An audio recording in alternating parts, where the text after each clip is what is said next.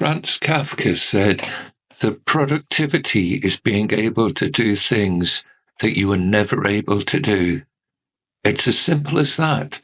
The more productive you are, the more you'll be able to do the things that you were never able to do before.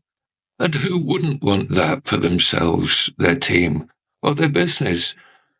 We know that the more able that we are able to achieve, the more valuable an individual we become.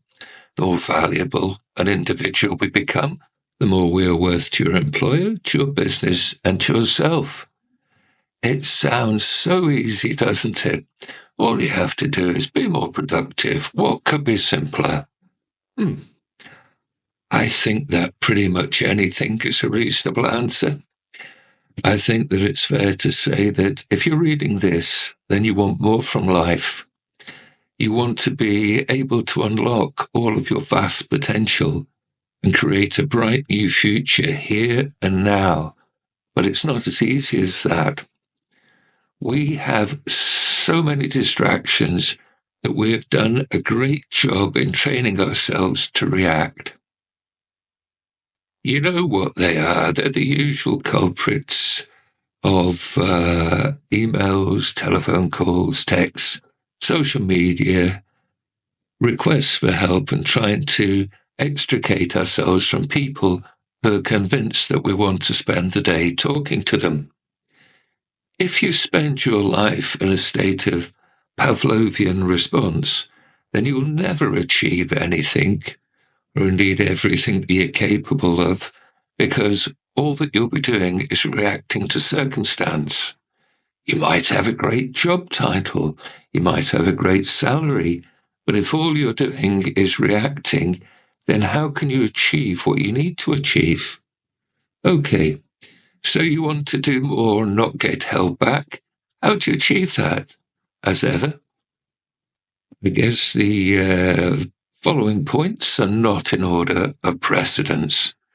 Number one, probably the most important thing that you can ever do to increase your productivity is to categorize your tasks. High priority tasks get dealt with first, while low priority are at the back of the queue. And it's about your low priority tasks that I want to talk about. If you have tasks that are a waste of your time, if you have tasks that hinder your productivity, tasks that are a complete and utter waste of your time, and don't you just love them, then either pass them on to someone else or get rid of them. Number two, following on from the last point, your high priority tasks are the ones that are the arbiters of your productivity. Achieve your high priority tasks and you're productive. Don't, and you're not. Given that we tend to be at our most productive and alert in the morning, then try to schedule your priority tasks for then.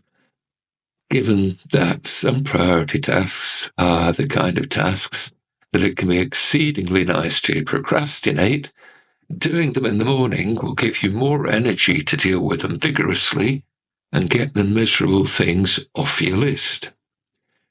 Rest and recharge. And if you don't give your mind what it needs, oh, sorry. This is what happens at making notes. Anyway, where are we? Now, point 3. It's worth keeping an eye on how you spend your time to make sure that you're not going off track and that you're not wasting your most precious resource, time. There are quite possibly apps that can help you to track your time, but given that I still live in the Stone Age where all that's concerned, I'm not even going to try and comment on them. Over a week, write down how you spend your time. For example, if you had a meeting, how long did that take? How long did you spend helping out Rupert? How long did Tarquin hold you prisoner with his idle gossiping? How long did you spend on the phone? And of course, how long did you spend on that time-eating monster, social media? Yes, I appreciate that it's a pain in the bahookie, but at the end of the week, you will be in position. I'm having a long day today. Start that again. you will be in possession of some extremely valuable data. When you see how you spend your time, you will see where it's wasted and where it's best used. One thing that I would suggest is getting up earlier. Now, I appreciate that early starts aren't for everyone, but an early start can help you achieve so much more. You can't create extra time in the day, but if you use what time you have productively, then you can get a lot more done. Point 4. This may be difficult. All right, it probably will be difficult. But in order to hold on to as much of your precious time as possible, I want you to practice saying no. There are people who genuinely need help, and then there are those who want you to do their work. I'm not saying that you should rebuff everyone who comes to you for help, but you do need to learn to explain that you, Kel Surprise, have more than enough work to be getting on with. If you're unable to help, and there is still an individual in distress, then point them in the direction of someone else who can help. Point 5. Please, whatever you do not waste your time and energy multitasking. When you multitask, you are saying that you'll spend a bit of time on this task, a bit of time on this task, and possibly even a bit of time on the other. Please get into the habit of single tasking. By focusing all of your attention and energy on a single task, you'll get it done much more quickly than prattling about from one task to another. The quicker that you complete each task, the quicker you will move on to the next, and so forth and so on. Point 6. Can I take this point to remind you that you are a human and not a robot? Ergo, you cannot keep going on and maintain your effectiveness. The longer that you work without a break, the more tired your mind will become. I used to have a field sales role that covered a substantial chunk of Scotland. I was keen, eager, and dedicated. Breaks were for amateurs, and I could work from dawn to dusk with no lessening of my abilities. And yet, when I drove home at the end of each day, I would notice how tired and dull my mind was. It was as if I was just going through the motions. You might think that you're invincible and that you can work without a break, and who knows? Maybe your body can, but your mind most certainly cannot. Your mind needs your breaks in order to rest and recharge. And if you don't give your mind what it needs, then your mind will be unable to give you what you need from it. Make sure that you take your lunch break and don't take it at your desk. To get the most benefit from it, you need to take it away from your workstation.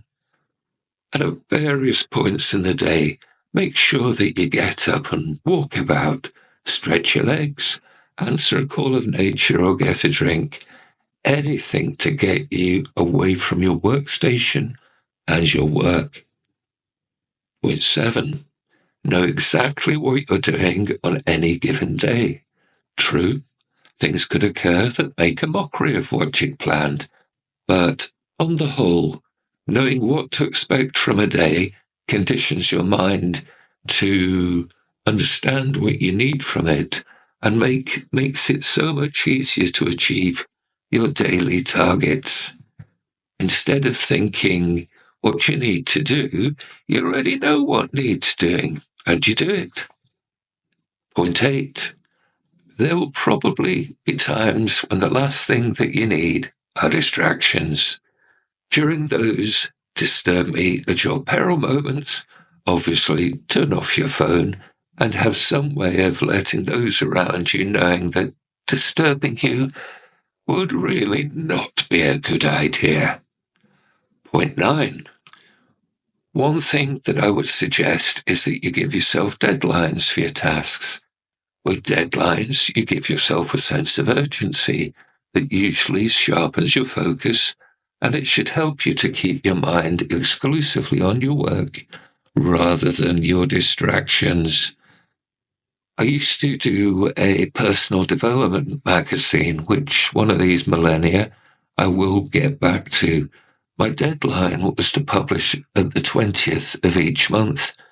I would write 8 articles, the letter from the editor, and a couple of guest articles. And oh, you wouldn't believe the fun that went with the formatting. I needed a break because once I completed the mag, because in one respect it was a surprisingly easy thing to produce. To make things more interesting, I have acute fatigue syndrome, and that does rather tend to shorten my working days. My target is 1 article a day. Yes, I can run over that target, but not by much. Mind you, when I really get carried away, well, that's another thing. Without targets and a sense of urgency to get the job done, then I think that I would struggle. Point 10. Now, forget about perfectionism. Kick it out your mind and expunge the very thoughts of it from your mind. Which I've repeated myself, haven't I? Long day. Anywho, it's important to remember that the quest for perfection is a journey into a complete and utter waste of time. You can spend an eternity tweaking it this way and that to achieve what? Sod perfectionism. Get the job done and move on. Point 11. You'll never get anything done if you don't take action. So plan what you need to do and guess what? Do it. Taking action isn't always the easiest of things to do, but it's the only way that you'll ever get anything done. If you don't think about it too much, or if you start lusting for perfectionism, then you can end up procrastinating your life away. No matter how uncomfortable it makes you feel, just do it. Once you get into your rhythm and start building forward momentum, then you'll find it easier than your mind told you it would be. Point 12. I have to admit that I personally don't get motivated by rewards, but that's me. Every time that you tick another task off your list, then why not give yourself a treat? Maybe go to a movie, maybe some chocolate, or maybe something else that's meaningful to you. Something that says, well done for saying, well done. Oh God, I'm having a day. Something that says, well done for a damn good job. Now, I hope that you can see that it doesn't take too much to increase your productivity. You just need to understand how you use your time and then work out how best to use it.